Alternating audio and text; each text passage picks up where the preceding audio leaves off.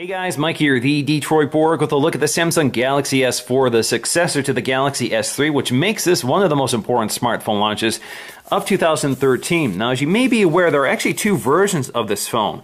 There's a version sold in the US on carriers like AT&T, T-Mobile, Verizon, and Sprint, which supports 4G LTE in these markets. But there's a version sold internationally which has an octa-core processor. So in the US version, or the version sold on the carriers, we get a 1.9 gigahertz quad-core Snapdragon 600 processor with an Adreno 320 GPU. But globally, you get an octa-core or 8-core processor, which is the Exynos 5 processor, which is basically two quad-core processors bundled together.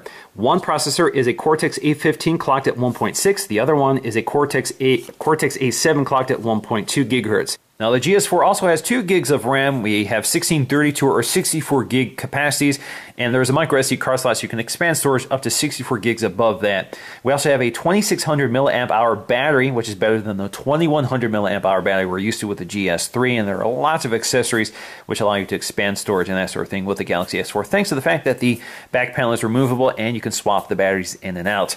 So let's go ahead and take a look at the phone itself. So we're just going to slide out the packaging here. Now you can notice that we have this sort of wood grain texture. This is made of post-consumer recycled paper, and it's also using soy ink, so it's very eco-friendly. So here we have our clamshell box. We just lift it up. So inside we have Samsung Galaxy S4 Quick Start Guide. So the Quick Start Guide just tells us a little bit about setting up the phone and how to use the phone. So here we have the phone itself with the AT&T texting and driving. It can wait, so remind you not to text and drive. You can see it's also wrapped in plastic. And it's very lightweight right now because there is no battery installed. So let's set that aside for just a minute while we take a look at the packaging contents. So in here we should have our literature. So we have the health and safety and warranty guide. And here we have a little pamphlet explaining to us about the migration utility that Samsung offers so you can migrate your content to the Galaxy S4. A little band here. So here we have our health and safety and warranty information. Again, in that recycled paper, we have it in English and Spanish. Here we have our micro USB charging cable. Again, white to match the white phone. Of course, the GS4 is also available in black. We also have our headsets here, which are in-ear headsets with a remote and microphone. So you can see our volume rocker and our select button and our microphone. And you can see we have our ear tips. These are in-ear headphones. These are redesigned. These are new earphones. There are ear tips here. Now we also have our Samsung branded wall adapter USB wall charger. You can see it's fairly compact. And we have our 2600 milliamp hour battery. There we go, which we have to pop in once we get to the phone. All right, so here is our Galaxy S4. So let's go ahead and start peeling off some of this plastic, starting with the front one. So it just should lift up. There we go. Also have some plastic wrapping the edges. Peels right off. There is our GS4. So let's go ahead and take a look around. First thing we're going to need to do is install our battery. So we're going to pop this back panel really quickly here. It comes right off like we're familiar with. So there is our back panel here. You can see it's a flimsy sort of plastic which feels rigid once you get it back on the phone. Alright, with the cover removed we can take a look at the internals, and as you can see we have our speaker grill here, which looks like it's covered in a piece of plastic. I guess you can peel it off. I'm going to leave that right now. We have our battery here, which again is 2600 milliamp hour, and you can see that this actually integrates the NFC technology right into the battery, so it's not built into the back cover like you get with a lot of other phones. So we have our micro SIM slot here, which obviously you have to remove the battery in order to insert, which is similar to other Samsung phones. You also have your micro SD card slot, you have your camera and your LED flash, and that's about all there is to it. So let's go ahead and pop the cover back on. Now, taking a look at the design of the Galaxy S4, it's actually pretty familiar territory here, but what really strikes me is just how light this phone is. This is about 5 grams lighter than the Galaxy S3. It's also very similar in its overall footprint. So if you hold them side by side, you can see the footprint is very similar. So if you hold it glass to glass, you can see there's very minor differences here. The Galaxy S4 is slightly thinner than the Galaxy S3. It is slightly taller than the Galaxy S3. You can also see it's a little bit blockier than the Galaxy S3. So you can see the edge is a little bit blockier, the corners a little bit more square. than the Galaxy S3. And you can see that the materials are very similar. Now, the only real difference here is the fact that the glossy back panel here has sort of a translucent texture to it. You don't feel it when you're handling it, but you can see it when you look really closely. So if you look closer, you can see that kind of a weave pattern underneath. Adds a little bit to the material quality. You can also see we still have that metal edge, which is pretty familiar. So let's go and take a look at some of the features here. So you can see we have our power on sleep wake button as well. You have your thumb port for popping off the back panel. On the back, you have your 13 megapixel autofocusing camera capable of recording video at 1080p with a host of other features. You also have an LED flash. Down here you have your micro USB port, which supports MHL2 as well as USB on the go and USB hosting. And we also have our microphone. Now, if you're not familiar with MHL, this basically allows you to connect this to an HDTV using the right adapter, which Samsung does sell. We also have our speaker grill down here, which incidentally is different than the GS3, which put the speaker grill up here next to the camera. So a little different design. It's actually more similar to the Note 2. You also have your volume rocker up here, so volume up and down. Up here you have your headphone jack, as well as a noise cancellation microphone, and you have a little IR blaster right there for controlling your AV equipment. Now, the big news here is this new 5-inch Super AMOLED display, which gives us a screen resolution of 1920 by 1080, so that's full HD.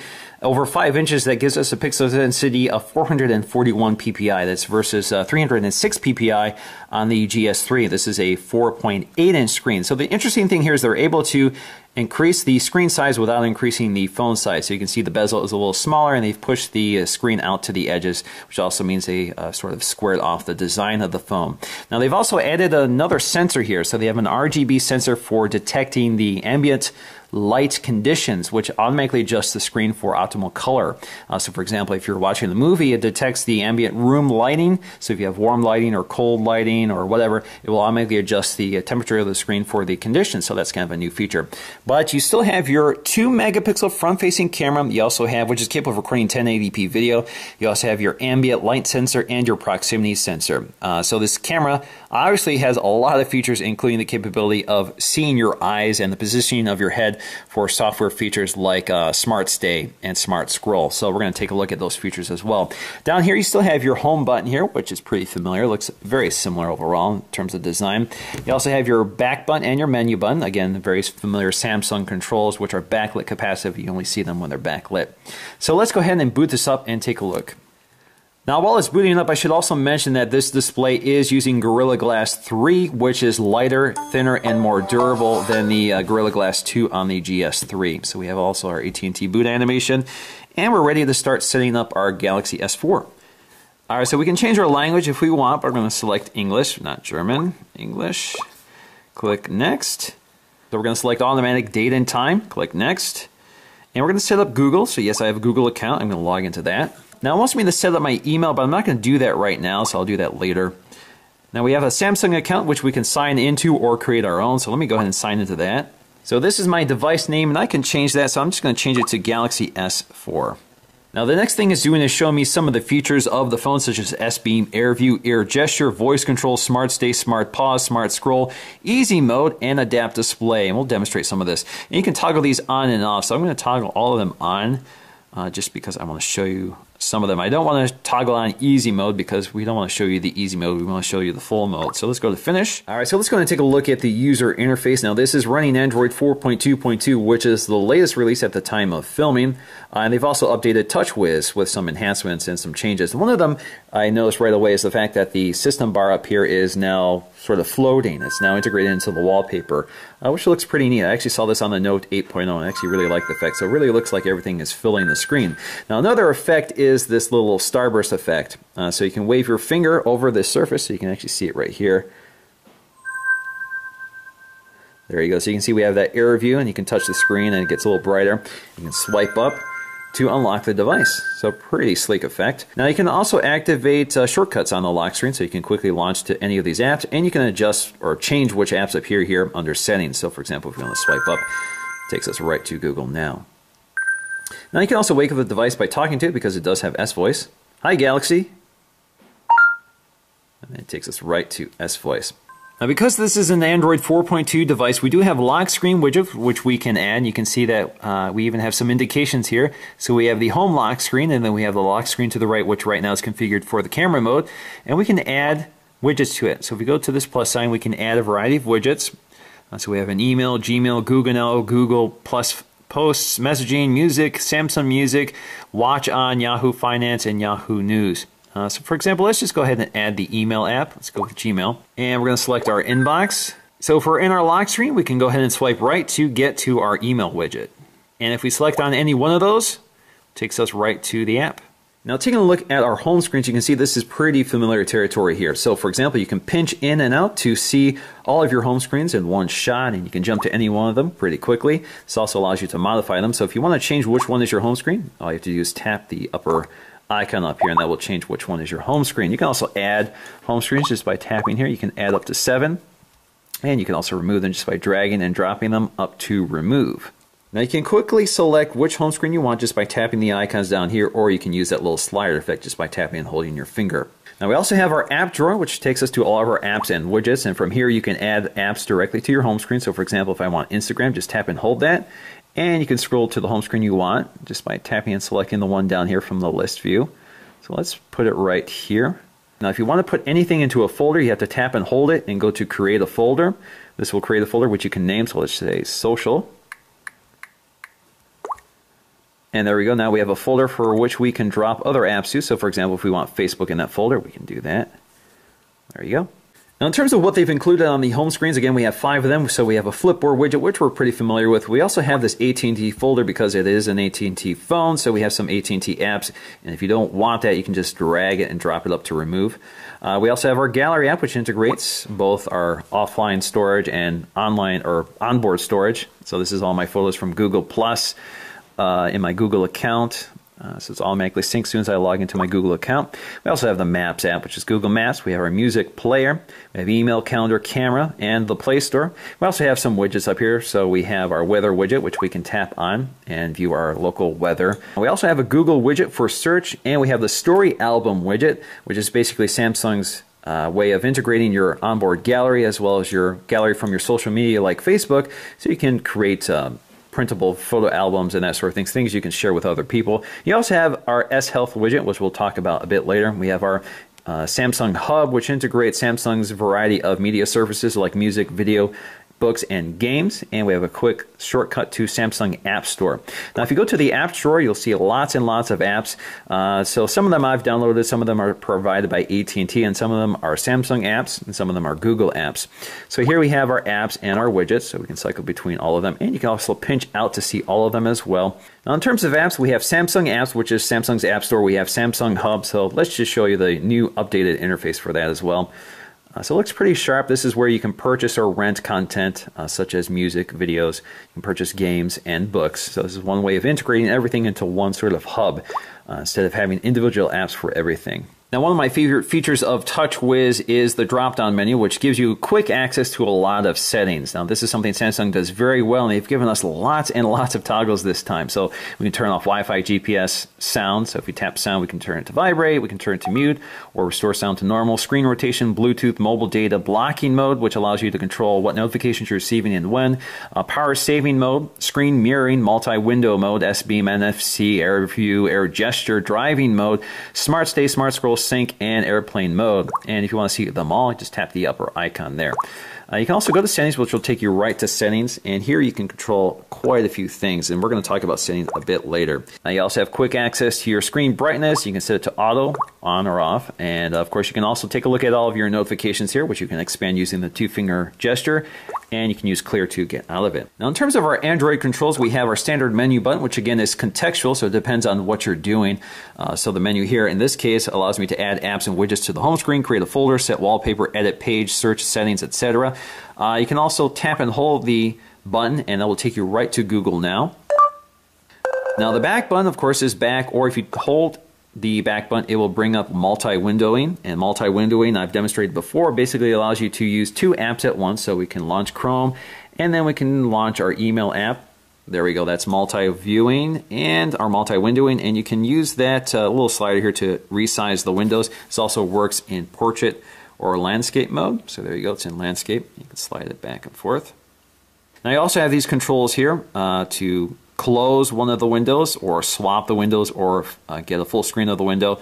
So for example, if we want to close that window, that's one way of doing it. Now the home button works as you would expect. Home takes you to the home screen, or you can double tap it to bring up S-Voice. Now you can also tap and hold it to bring up the recent apps menu. So here you can take a look at all of your apps and launch them quickly or swipe them out of the way to get rid of them. You can also X them all out, which will close all of the apps. You can also go right to Google Now from this window as well. Now another thing we can do with that is just tap and hold it, and it will take us to our application manager. So from here you can end apps in the background. You can see how much memory you're using right now. You can see what storage you're using, and you can see your downloaded apps as well.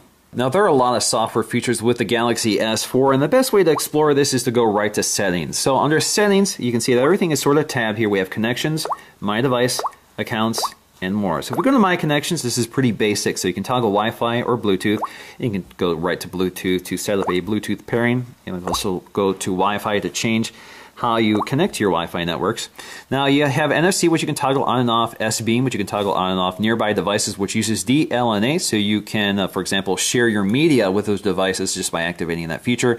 You can also activate screen mirroring. Screen mirroring basically allows you, if you have an all-share cast device like a Samsung TV or Samsung peripheral, you can share your screen wirelessly to those devices. Now under My Device, you have lots of options, starting with the lock screen. So you can change how you wake up the device using the swipe gesture, the face unlock, face and voice, pattern, pin, password, or none.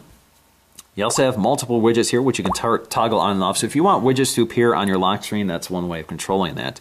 Now, favorite apps or camera is basically a shortcut from the lock screen to allow you to launch either your favorite apps or your camera, which you can select here. So you have one or the other. So if you enable this, click Save, you go to the lock screen, and you use a gesture to swipe left to right, you can actually get to another lock screen here, which will launch the camera app. So there you go, it takes you right to the camera. Now under clock or personal message, you can give priority to the clock or the personal message. The default is the personal message, which is that life companion on the front. So if you go to clock, click Save, you go to the lock screen, you'll now see that the clock is the priority and the personal message is gone. Now we can also modify or turn off the shortcuts that appear on the lock screen. So here we have the ones they've included, and you can remove any one of them. So for example, let's say we want to remove the camera app and we want to add another one. Go right to our apps. So let's say we want Chrome there instead. There we go. And you can also move these around as well. Now you can also change the unlocked effect here, so you can go back to the ripple effect or remove it all together. We can also set the wake up command, so instead of Hi Galaxy, you can pick a different command. Now the display, we have lots of options here, so we can change our wallpaper. We can set the lock screen, home screen wallpaper, the notification panel. So here you can change what appears on that drop down, so all of those widgets up there, or those toggles you can change. So you can move them around, so you can reposition them if you prefer. And the great thing here is that you have all of them, so you don't have to pick or choose like you do with something like the Galaxy Note 8.0 I reviewed previously. Now we can also select the screen mode, so we can use the Adapt Display. If we toggle off Adapt Display, now Adapt Display automatically adjusts the screen according to what you're viewing as well as the ambient lighting conditions, or you can automatically select these predefined ones such as Dynamic, Standard, Professional Photo, or Movie. And as you can see, it gives you a little preview up here. I'm just going to use the Adapt Display. You can also change your font style and font size, touch key light duration, so the length of time these stay on, display battery percentage indicator, which I've toggled on, it's off by default. Edit after screen capture, so it'll take you automatically to the editing screen when you do a screen grab. Now when you want to do a screen grab, you just swipe the screen like that, it does a screen grab. And you can see it in the drop-down menu right here. So there we go. We can go right to it to edit it if we want.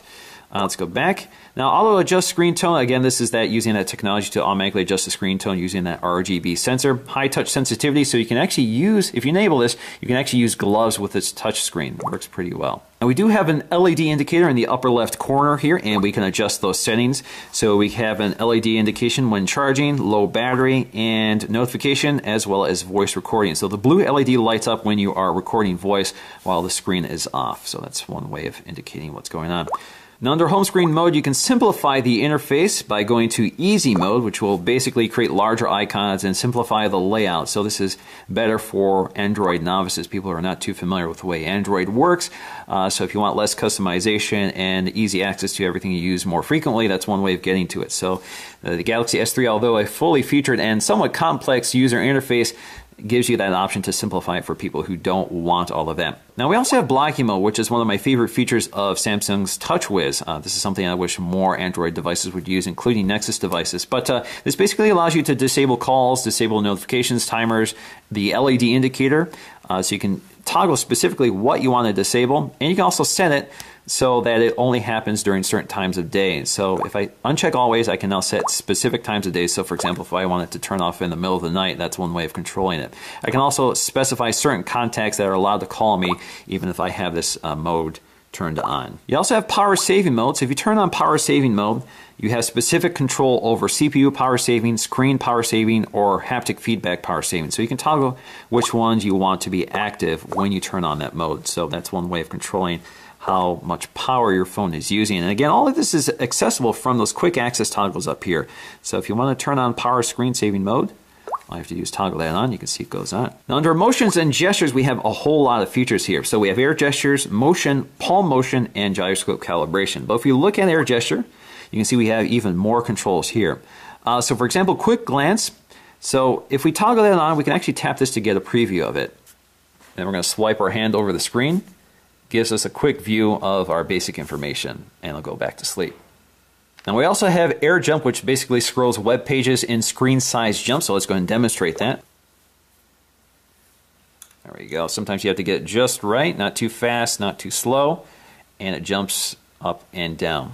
Now we also have air browse, which basically allows you to swipe left or right. It's kind of like a back or forward button. So this works with gallery, internet, the internet browser, music player, music on the lock screen, and S-Memo. So we can try it just to show you this. So all I have to do is swipe left or right over the screen.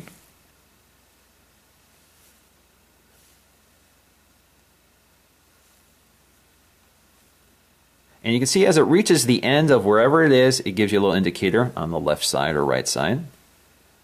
Now we also have Air Move, which works with the home screen, app list, and calendar. So if we try this, we can show you how this works. So basically you tap and hold one of your apps here, and you can swipe left or right to drop it around. There we go. Now we also have Air Call Accept, and to demonstrate that, what you basically do is when you're receiving a phone call and you wave your hand over the screen, it will answer the phone for you. Now under Motion, we also have lots of options here. One of my favorite is Direct Call. So Direct Call basically allows you to automatically call anybody whose information you're looking at. So for example, if you're in the middle of a text message, if you're looking at the contact information, all you have to do is raise the phone to your ear to try it out. So for example, if you're texting somebody, all you have to do is raise it to your ear, automatically detects that it's connecting to your ear, and dials that person for you. So it works pretty well. I actually use it a lot. It's one of my favorite features of Samsung's TouchWiz. Now we also have something called Smart Alerts. So if you put your phone down on the table, let's go ahead and try it. The screen will go to sleep, and if you receive any notifications like missed calls or text messages, it will vibrate for you, and basically indicating that you have something to look at. So you pick it up, get a little vibration, and you can go ahead and check to see what's going on. Now we also have something a little less useful. We have Zoom, so you can basically use 2 fingers to tap to zoom in on an image. So let's go ahead and try it. And you basically tilt the phone. So if you use 2 fingers here, you can zoom in and out. And you can change the sensitivity as well up here. You can also use that similar feature with browse an image. So let's go ahead and try it. So basically, you can look around an image that you're zoomed in on just by using the tilt motion. Now you can also mute the phone, such as when you're receiving a phone call or if you have an alarm going off, just by placing the phone face down. So let's go ahead and try that out. You hit try it. So you're receiving a phone call, as you just place it face down, and it mutes it for you. If you pick it up again, you'll see that the phone is still ringing. Now under Smart Screen, we have an extension of the Smart Stay technology that debuted with the original GS3. So Smart Stay we're pretty familiar with. Basically, the camera is watching your eyes and will know whether you're looking at the device or not, and will put the screen to sleep. So we're pretty familiar with that. New is Smart Rotation. So the screen actually is able to see your eyes and knows exactly your current orientation. So basically, this is useful, for example, when you're laying down and reading in bed. So it knows whether you're laying back and won't automatically adjust the screen rotation for you. So for example, if you're laying sideways, it won't go into landscape mode while you're reading a book, just because it detects the orientation of your eyes. Now we also have Smart Pause, which is new here as well. Smart Pause basically allows the device to detect if you're facing the screen. So if you're watching a video, it will pause the video if you're no longer looking at it. So you can toggle that on and off, and again, you also have quick access to that from the quick toggles up here. So you can see Smart Stay or Smart Scroll, which you can toggle on and off. Now you also have Smart Scroll technology also debuting with the GS4, and you have that tilt head feature. Basically, it's able to detect the presence of your eyes, and if you tilt the screen down or up, it will scroll through the page for you. It does give you a little visual indicator, which you can turn on and off if you prefer, which allows you to know if the screen is detecting the presence of your eye, so you can scroll up and down or not. It doesn't always work, doesn't work in dim light, for example, but it does work with people like me who are wearing glasses. Now, AirView is also a new feature here, which you can toggle on and off. You also have specific controls you can toggle on and off, such as information preview, progress preview, speed dial preview, web page magnifier, and that sort of thing. And basically, this display is able to detect the presence of your finger over the display. So let's go ahead and demonstrate that. So for example, if I'm in a web browser here, if I hover my finger over the web page, I'll hear a little vibration indicating that it's working, and I get a little magnifier here so I can take a look at my website without zooming in and out on it. So you kind of have to hover your finger over maybe within an inch of the screen in order for it to work. That works pretty well. Now this also works with things like the calendar app. So if you hover your finger over an event on your calendar, you can see you get a little preview of it. This also works great with the email app. So for example, if I hover my finger over the email, I can see more information. Now you can also have your finger over the gallery to get a preview of the images. Now, as I mentioned, you can also use gloves with the screen. So for example, I have these leather gloves here, and it doesn't work great. So for example, if I'm using the tip of the glove, it's not quite good enough, so you have to use a little more surface area in order for that to work. And pinching and zooming isn't the greatest thing here, so you can see it's a little more clumsy. But if you had thinner, lighter gloves, this probably works a little bit better. Now we also have voice control, which is kind of interesting here. So if you enable voice control, you can answer or reject calls just by speaking to the phone. So for example, if your phone's laying on a table and you want to answer your call without picking it up, all you have to do is say answer, or you can reject the call. Same with chat on, same feature. You can also, if your alarm goes off, you can say stop or snooze. If you're using your camera, you can say shoot or cheese or capture or record video. Same with the music app, you can say pause, next, previous, etc. In terms of interesting apps, there is Group Play, which works only with GS4s at this time. So if you have several GS4s on the same network, you can share similar items and music. So for example, if we go to create a group, I just have to create a pin here. Click OK. So right now I can share music, I can share pictures, documents, and I can play a game together. So this is one way of linking with other devices. You do have to be on Wi-Fi. Now something interesting with share music, you can actually play the same song on all devices. And if you have 5 devices, they'll actually act as 5-channel devices. So you have one speaker for each channel. So it's kind of a neat effect. Now we have another app here called Optical Reader, which uses the camera to find text in the real world. So for example, if you're looking at a sign here and you want to either scan the QR code or look for a definition of a word or translate the word, this is the app you use to do so. Like right now it sees Samsung and automatically sees Samsung.com, and I can launch a web browser, I can bookmark it, etc., etc. Also tap on the word here. There you go. Galaxy finds a definition, and you can even have it speak to you. Galaxy. Now you can also use this to translate text. So if you go up here, you can change the input language. So this is Spanish, and we can also change the output language as well. So right now, if you just hover the camera over the words, you can even select individual words. So you can see it automatically translates them for you. And you can even tap on some of the words. Manual, handbook, information. So you get the idea. It actually works pretty well. You can even have it speak to you. Información. Also new with the Galaxy S4 is S-Translate. So basically you can speak in one language and it will output in another language, and you can select which language you want. In this case, I've selected German. So what I'm going to do is speak in English. What's the weather like tomorrow in Berlin? So it gives me the text, and I can have it speak to me. Ist das Wetter gleiche morgen in Berlin? Now we also have S Health, which is a pretty extensive health app, which basically allows you to monitor your intake of calories, how much movement you're making. It even has a pedometer. And Samsung does sell accessories which work with it, including a scale, blood pressure monitor, and heart rate monitor. So basically, if you're walking, this will record your steps if you don't have any of those accessories and keep a complete record for you during your day. So if you go to your statistics, you can even see a breakdown by date as well as how many steps you've taken during the day. Now you can also monitor your food. So for example, we can list what we had for breakfast. We can even take a photograph. But for example, if we want to add something we ate, such as yogurt, all we have to do is search for yogurt.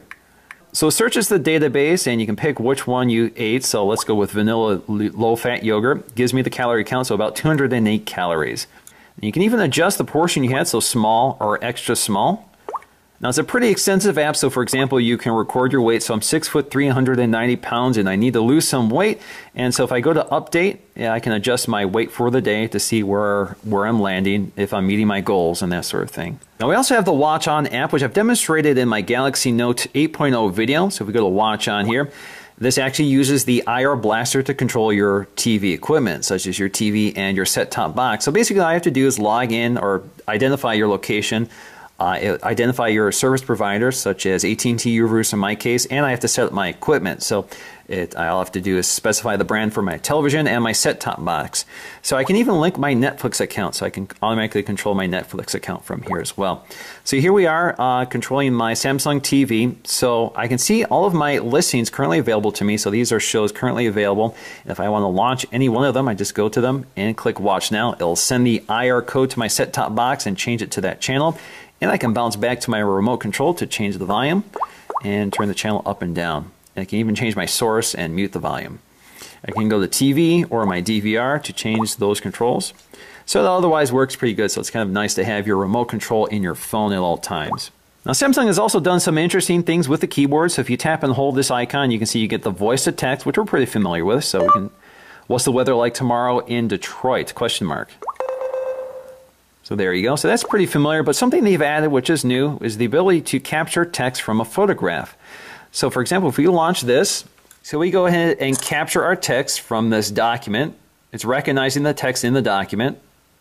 All right, so now I can resize this to select only certain text here. So I just want this part of the text. I can select that, click Done.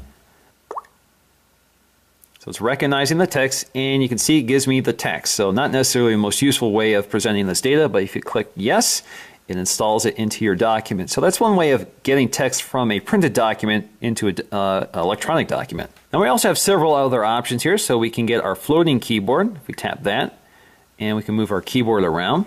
Now we also have Samsung's continuous input, which is a swipe-like keyboard. So we can demonstrate that.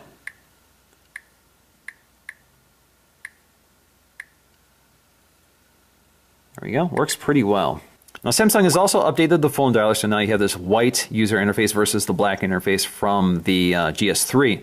Now one of my favorite things about text messaging with the GS4 is the fact that if you have a text message here, this is not a real phone number here, but if you want to message them again, all you have to do is swipe over the number like this. So if you want to swipe them, you can go to message, takes you to the messaging app. And you can raise this to your ear to make a phone call, so we'll call that number. But if we go back here, you can also do that from this screen, so you can swipe to the right to make a phone call. So we'll bring up the phone dialer to call them. Now, in terms of display quality, it is pretty amazing. So that 1080p resolution with 441 ppi gives you astounding detail. So for example, if you look at the full Verge website, you can read text right down to the microscopic level. So it's pretty amazing just how many pixels are crammed into this display. And although this is a pentile display, the resolution, color look really good. It's not as bright as an LCD display like one on the iPhone 5 or the HTC One, but colors are amazing. Definitely very vibrant. The screen really jumps out at you. That's one of the benefits of OLED. And certainly you have excellent off-axis viewing. So you can see that the screen looks beautiful off-axis no matter how you look at it. Now the only real drawback here is daylight performance. So if you're in a daylight situation, like all AMOLED screens, they tend to get washed out by the bright sunlight. So that's something to keep in mind here. It's definitely not the best phone for out on a bright sunny day. Now the big story with the GS4 is the camera. Again, we have a 13 megapixel autofocusing camera capable of recording video at 1080p with stabilization, among many other features, including things like dual shot and that sort of thing. Now one of the great things about this is we do have voice commands, so we can say things like shoot or record video.